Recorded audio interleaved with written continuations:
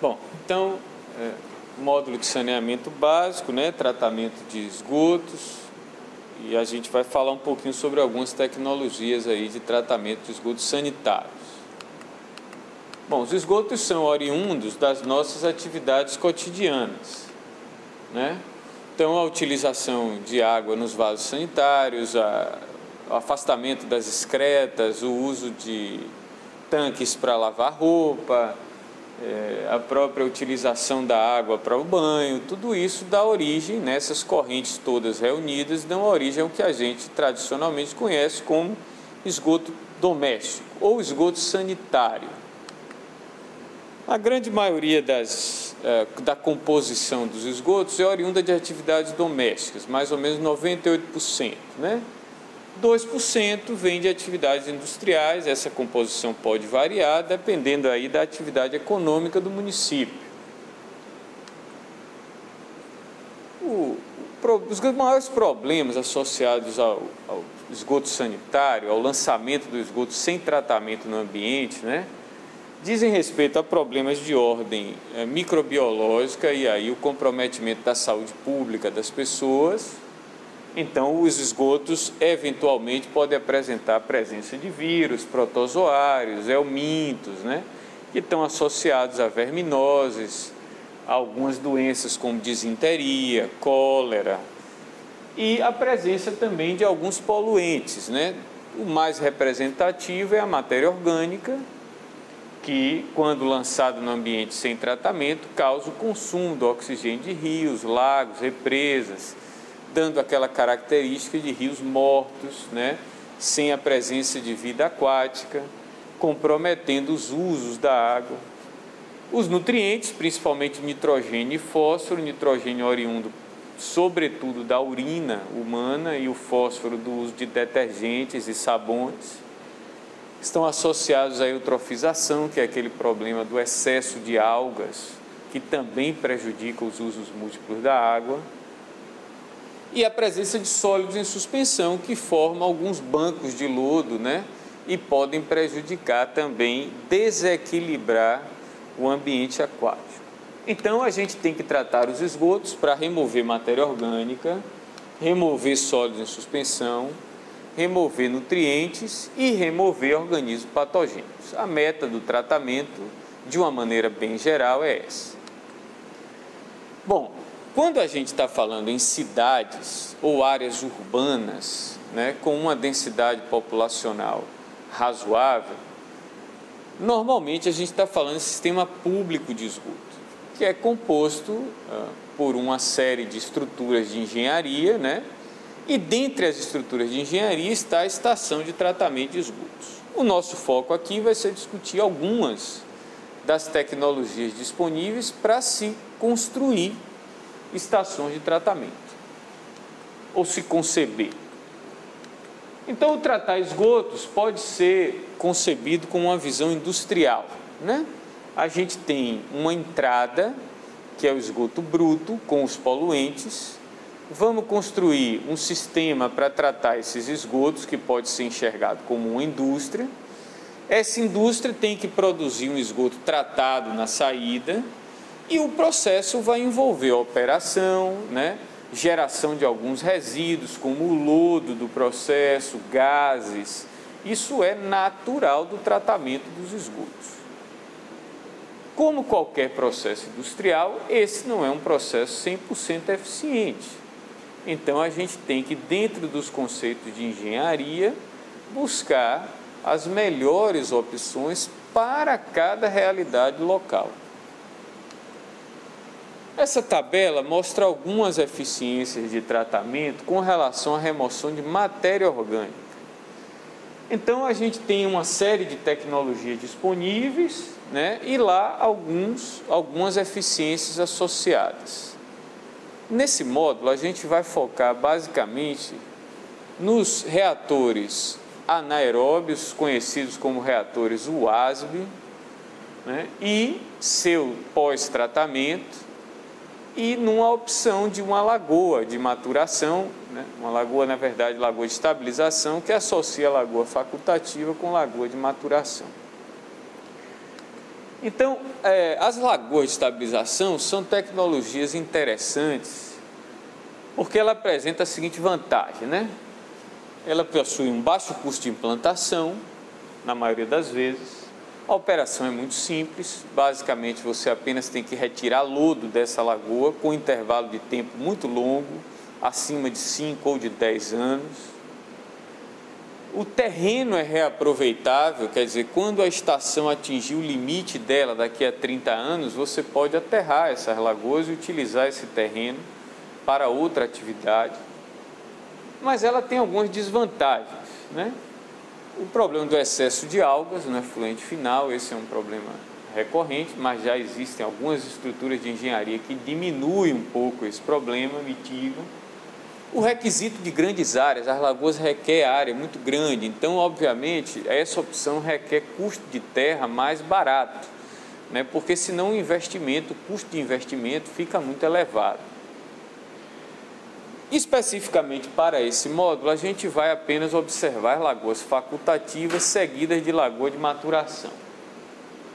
Então, esse slide ele dá um pouco a ideia de dimensão de uma lagoa facultativa. Então, se a gente puser isso aqui em escala, a gente vai observar que são necessários 30 dias, de 15 a 30 dias de tempo de detenção para essas lagoas cumprirem o papel dela. O que isso quer dizer? Isso significa que o volume e a área requerida para essas lagoas é muito extenso.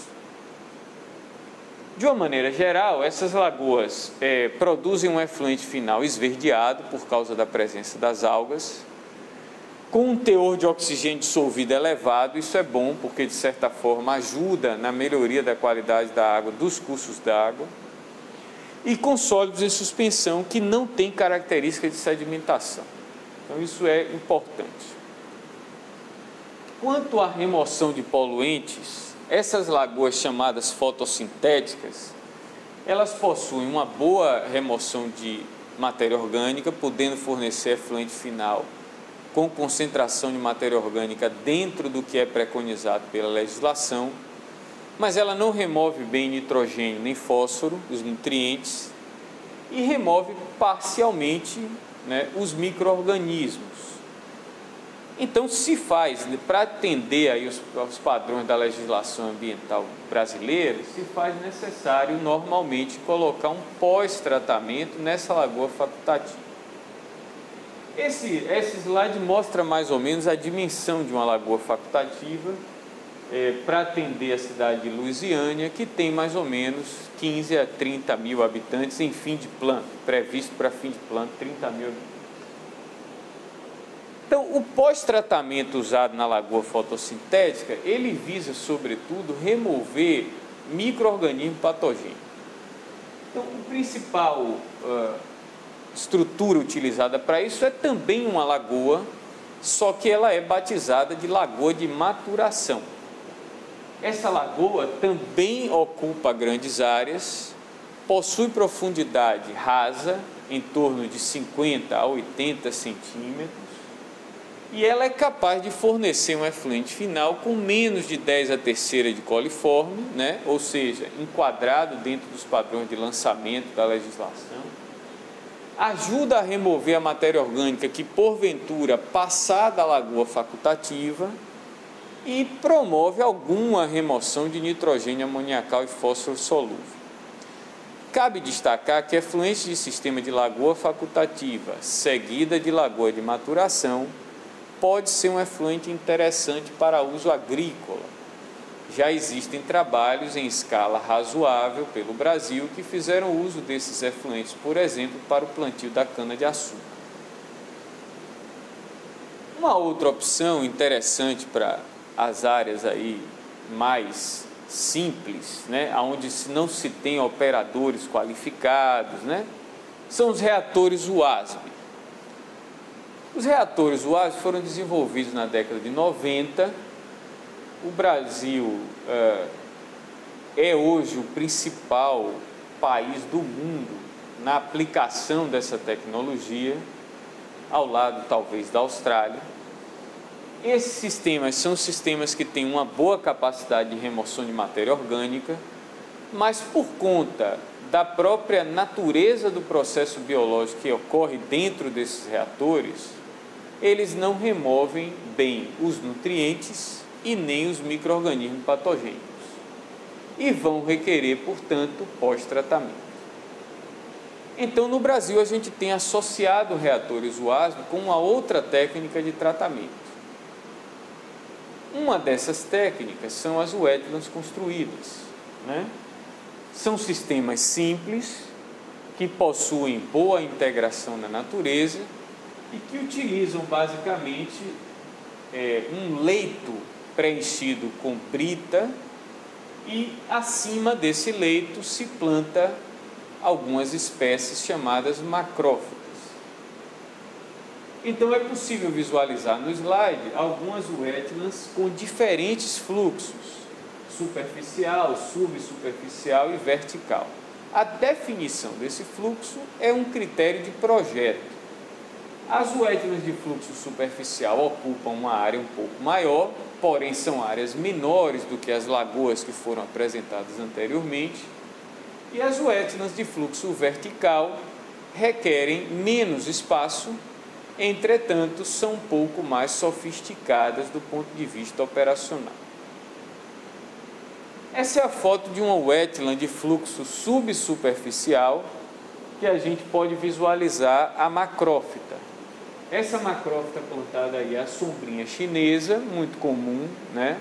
Essa é uma wetland madura, onde a vegetação já está bastante desenvolvida, né? E um dos principais problemas operacionais associados ao wetlands é a necessidade de poda dessa vegetação e também o problema de entupimento do leito. Então a gente costuma se referir a esse problema como colmatação do leito. Mais ou menos a cada 5 anos vai ser necessária a substituição de todo o leito de brita e isso precisa ser considerado porque o resíduo, essa brita que ficou em contato com o esgoto durante esse tempo, se torna um resíduo que requer disposição adequada. Aqui são mais algumas fotos de wetlands, essas feitas em solo natural. O processo construtivo é relativamente simples, são escavações, preenchido com a brita e depois vem o plantio da macrófita. Essa mostra a opção por plantação de taboa, que é uma outra macrófita também muito utilizada. E esses sistemas compostos de reator UASB seguido das wetlands têm se mostrado eficiente na remoção de matéria orgânica, eficiente na remoção de sólidos em suspensão, mas os nutrientes e os micro-organismos patogênicos, os estudos e os projetos instalados em escala real têm mostrado a necessidade de cloração do efluente final ou adoção de uma tecnologia de desinfecção. Alguns trabalhos em escala de pesquisa têm utilizado o plantio de wetland com outras macrófitas, por exemplo, o capim braquiária, que poderia servir de alimentação para rebanho. Então, existem trabalhos na região semiárida com plantio dessas espécies com resultados interessantes, feitos sobretudo na Paraíba, na região de Campina Grande. Mais algumas fotos das wetlands para ilustrar alguns detalhes construtivos, né? A necessidade de área é um pouco menor do que as lagoas, né? Cerca de 1/3, mais ou menos, em escala bem aproximada. E se destaca aqui a necessidade de pensar num tratamento que remova, depois das wetlands, os organismos patogênicos. Bom, os reatores UASB, eles também podem ser associados com lagoas de polimento. Ao invés do uso de wetlands, se pode projetar lagoas de polimento depois dos reatores UASB. Esses sistemas, eles possuem a vantagem de diminuir a área requerida da lagoa. Então, com relação ao primeiro que foi apresentado, que são sistemas com lagoas facultativas seguidas de lagoa de maturação, esse sistema ocupa uma área menor. Entretanto, é preciso considerar que os custos de construção aqui serão certamente um pouco mais altos por conta da construção do reator UASB, que é uma estrutura em concreto armado. Isso aqui mostra uma lagoa de polimento colocada a jusante, ou seja, depois de um reator UASB. Então é possível perceber que a área requerida é menor do que aquela primeira lagoa facultativa que foi apresentada. Essa é uma alternativa de instalação de lagoa de polimento de UASB com chicanas, o que diminui ainda mais a área requerida, mas é preciso chamar a atenção para o fato de que esse sistema também produz muitas algas no efluente final, né? Ele remove patógenos relativamente bem, ou seja, a remoção de micro-organismos está contemplada nessa associação, mas não remove bem nitrogênio nem fósforo, o que torna o efluente final atrativo para o uso agrícola, desde que, obviamente, sejam feitos todos os estudos agronômicos necessários. Bom, esses foram exemplos de sistemas centralizados de tratamento, né? Adequados principalmente para regiões urbanas ou com uma densidade populacional que justifique a construção de um sistema coletivo de coleta de esgoto, que nós também costumamos chamar de sistemas centralizados. Claro que na zona rural dos municípios é preciso se pensar em uma alternativa um pouco diferente. Primeiro porque os custos de construção de rede, nesses casos, se tornam muito elevados. A distância entre as residências solicitará redes de esgotamento sanitário muito caras do ponto de vista construtivo e também operacional. Então a gente tem que pensar em soluções descentralizadas, né? E dentre as soluções descentralizadas, os tanques sépticos, popularmente conhecidos como fossas sépticas, né, são muito interessantes, embora alguns associem eles a instrumentos ou equipamentos rudimentares, né? Isso não é 100% verdade. A fossa séptica, quando bem construída, ela pode nos fornecer remoção de DBO, matéria orgânica, da ordem de 30%, por exemplo. Claro que isso é muito pouco. É preciso, então, associar a fossa séptica com outros tratamentos igualmente simplificados, né? Porque não faz nenhum sentido você colocar um sistema simples como um tanque séptico e depois colocar uma tecnologia complexa, principalmente porque em sistemas descentralizados o papel do cidadão é fundamental na operação e na manutenção do sistema. Então, ocorre obrigatoriamente uma necessidade de transferência de tecnologia que muitas vezes os encarregados do setor saneamento acabam se esquecendo. É preciso capacitar a população para que ela, então, cumpra o papel dela, né, de manter os equipamentos descentralizados de acordo com o que o projeto preconiza, porque senão eles não vão cumprir o papel dele de preservação ambiental e da qualidade da saúde pública. Um dos sistemas mais simples que existe é associar os tanques sépticos, a fossa, aos filtros anaeróbios, né? Então aqui a gente tem um exemplo disso feito em escala rural, na zona rural do município. É possível capacitar as pessoas para construir esses tanquinhos. Eles podem ser semi-enterrados, lacrados para evitar problema de contaminação das pessoas e animais domésticos, né? E também podem ser sistemas comprados prontos, né? Você pode adquirir esses sistemas em fibra de vidro reforçado, existem diversos fabricantes no Brasil, os custos variam dependendo da vazão, claro, de quantas pessoas você quer atender. Você pode associar as fossas com os filtros anaeróbios, né? E depois lançar em corpo receptor. Quais as limitações desse processo? A remoção de matéria orgânica é muito boa, entretanto, não remove bem nutrientes e a carga patogênica precisa também ser considerada.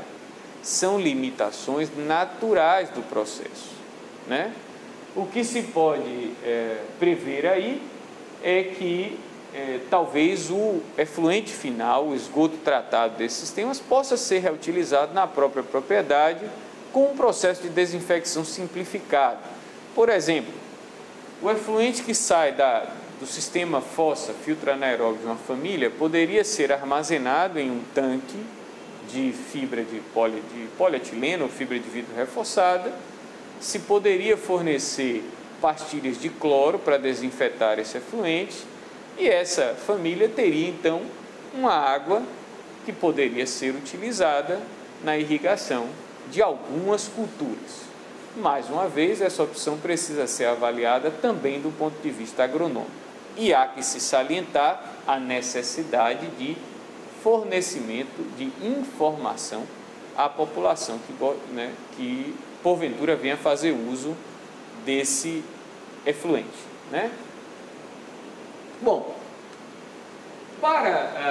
essa é uma foto de um filtro anaeróbio. Já existe também no mercado algumas empresas que fornecem filtros anaeróbios prontos, não necessariamente eles precisam ser construídos em loco, podem ser montados.